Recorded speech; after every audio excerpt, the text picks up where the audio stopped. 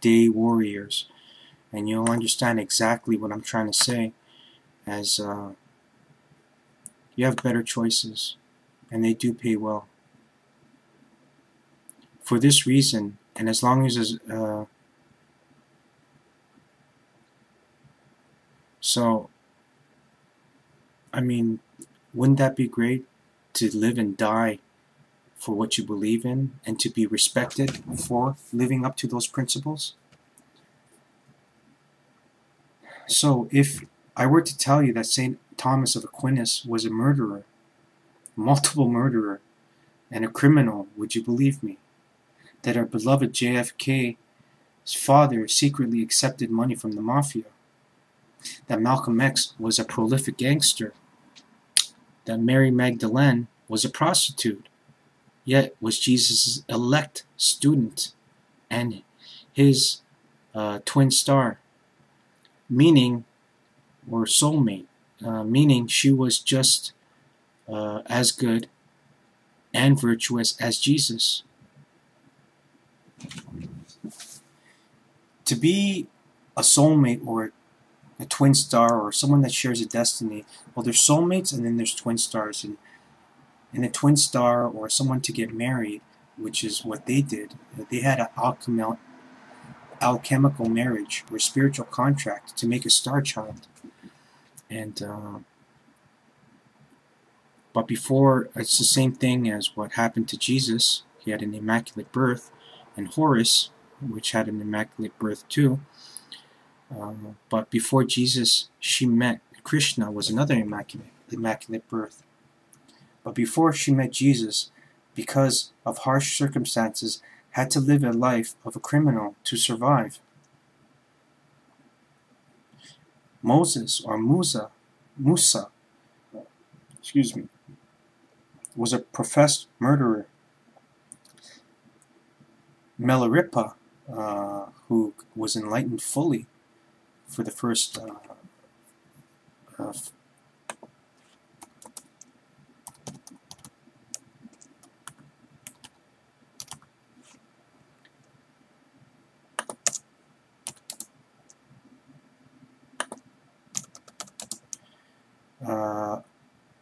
enlightened himself after one lifetime, fully enlightened, which has never been done for a human.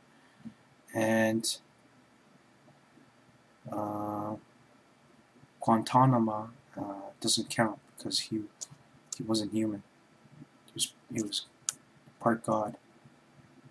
But anyways, well, half. He was from a half-breed he turned into a hybrid.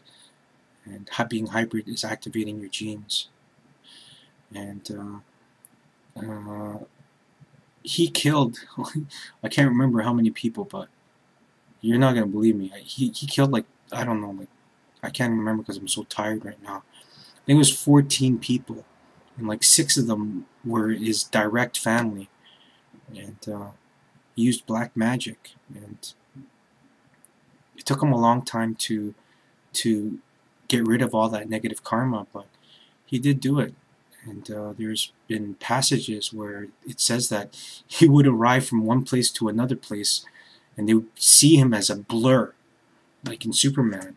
He'd be running faster than like 100 horses or something ridiculous. And also Lancelot, a royal knight of the Knights Templar, and a high and a trusted knight,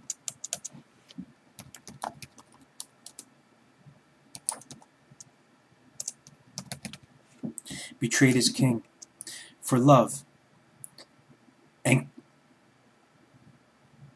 the king knew this, as you cannot deny true love. And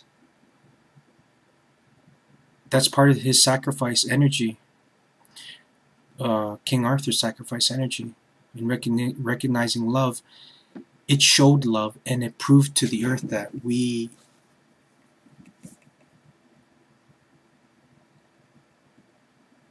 were allowed to be given better chances at 2011 and 2012. Prometheus betrayed God and stole fire from the divine spark from the gods and gave it to man and was punished dearly for it. Azazel brought advanced weaponry and cosmetics to ancient man and was also punished publicly as being evil.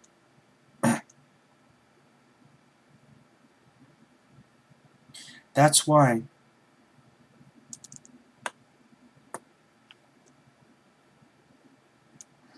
actually Milarepa evidently killed 35 people.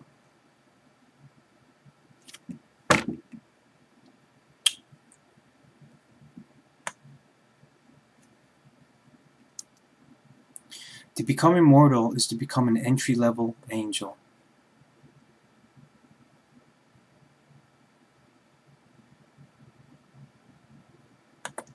In fact, once you achieve full enlightenment, you are pure spirit and eternal, a synergy of good and evil, positive and negative, a judge and an agent of God. In the spiritual realm, government agents are a part of a spiritual hierarchy, and God really is the collective human consciousness. Government agents are a cross between a judge, a politician, a police captain, a bailiff, collectors, and mitigators.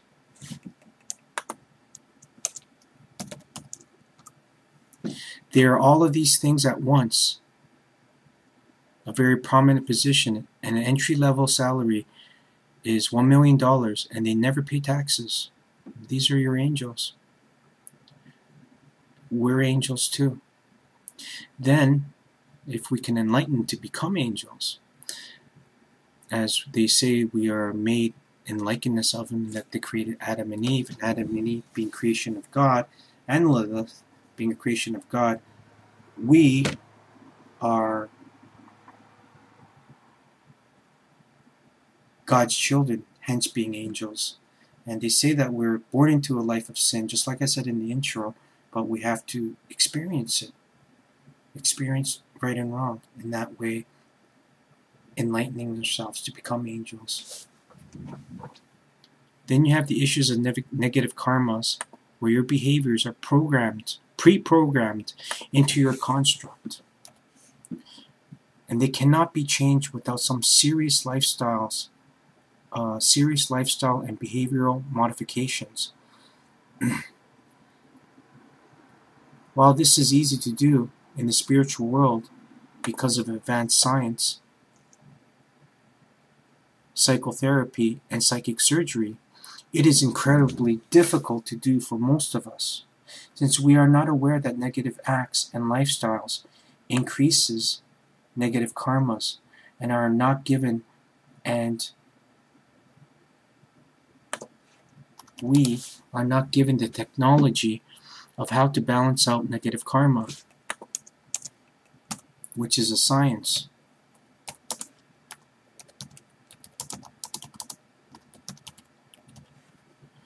We are forever doomed to be negative in nature, never change, evolve, and must continuously reincarnate.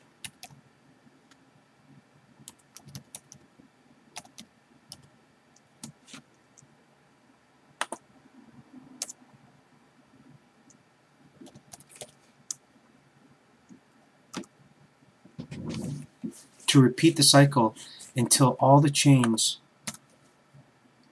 of karma are absolved. Therefore, and as long as we live in a state of continual balance, even criminals can coexist in this world. But the trick is balance. And without knowledge of karma and how to balance it, we cannot do so.